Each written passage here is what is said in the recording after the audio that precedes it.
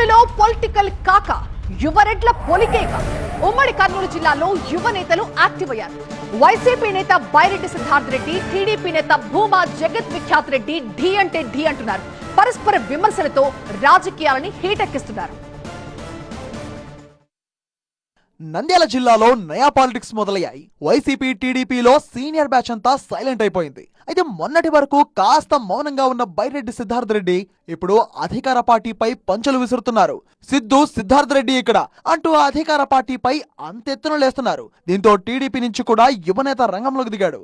నువ్వు సిద్ధు అయితే నేను విఖ్యాత్, జగత్ విఖ్యాత్ రెడ్డి అంటూ కౌంటర్ అటాక్ ఇస్తున్నారు భూమా వారసుడు. కూటమి ప్రభుత్వ సంక్షేమ పథకాలపై సెటర్లు వేశారు వైసీపీ నేత బైరెడ్డి సిద్ధార్థ్ రెడ్డి. పథకాలకు డబ్బులు టీడీపీ నేతలు తమ జేబుల్లోంచి ఇవ్వడం లేదన్నారు. ఎవరినబ్బా సొమ్ము ఇచ్చినాడు, ఎవడి జోబులో నుంచి తీసి ఇచ్చినారు? I'm sorry to say this. నేను ఆ మాట మాట్లాడకూడదు, కానీ ఎందుకు మాట్లాడినా అంటే